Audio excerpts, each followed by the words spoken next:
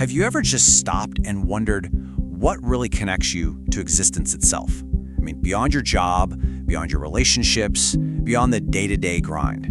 Well, today, we're diving into the Sahasrara, or the Crown Chakra, which is really a framework for understanding that exact connection and how it shapes our entire sense of meaning and purpose. It's a massive question, isn't it?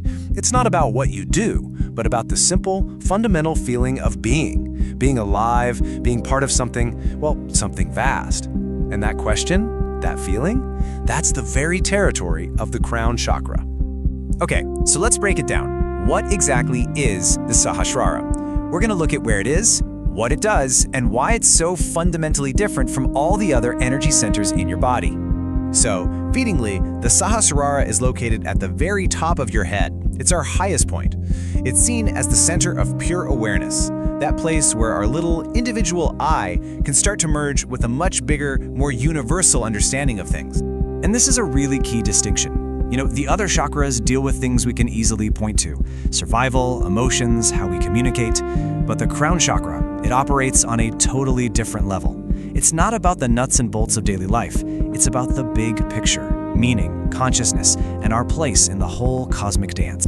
So, what does it actually feel like when this center is in harmony? It's not about having some wild, mystical experience or floating off into space.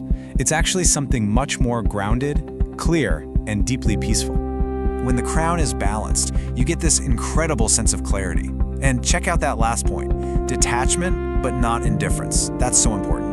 It's the ability to be fully engaged with life, to care deeply, but without getting completely swept away by every single drama. There's just this calm acceptance of how things are, a peaceful awareness that sits behind all the noise. And just think about the practical benefit of that for a second. Imagine being able to watch your own thoughts, the worries, the to-do list, the anxieties, like you're watching a movie, instead of being the main character getting thrown around in every scene. That is the kind of freedom a balanced Sahasrara offers.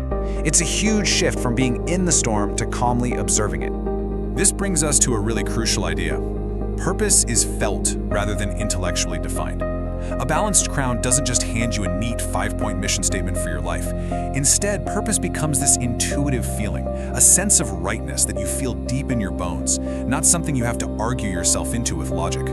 But of course, staying in balance isn't always so simple. Things can swing in two very different directions. On one side, you've got underactivity, which can leave you feeling empty and disconnected. And on the other, you have overactivity, which can actually make you ungrounded and kind of checked out from reality. Let's take a closer look at both. First up, let's talk about what happens when there's a deficit of energy here. This is that feeling of being cut off from any deeper sense of meaning, like you're just going through the motions. Yeah, when the crown is underactive, life can feel really flat, almost mechanical. You might find yourself becoming cynical, feeling like, what's the point of it all? And there's often this deep attachment to external things, your job title, your car, your social media presence, because that inner wellspring of connection is running dry. And let's be honest, in a world that's constantly screaming at us to define ourselves by what we have, it's pretty easy to lose touch with that inner connection. Now, what about the other extreme? Having too much energy up here without being properly grounded can be just as problematic. This can lead to a really common trap known as spiritual bypassing, where we use spiritual ideas to avoid dealing with our real-world problems. An overactive crown can create a real head-in-the-clouds syndrome. This is that spiritual bypassing we just mentioned, a kind of detachment where someone might feel they're above everyday life and its problems. They might use spiritual concepts to avoid paying their bills or dealing with difficult emotions.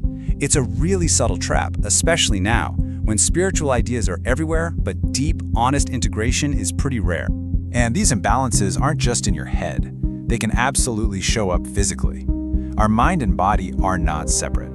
A nervous system that's struggling with all this can show major signs of stress. Things like chronic fatigue, being super sensitive to light and sound, or just not being able to get a good night's sleep.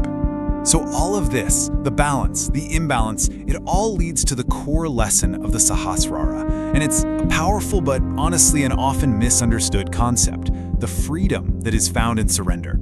And here's the crucial point. Surrender isn't about giving up. It's not weakness. It's the release of the ego's desperate, white-knuckled need to control everything. It's about finally recognizing that we're part of a much larger flow and finding incredible freedom in just letting go of our resistance to it.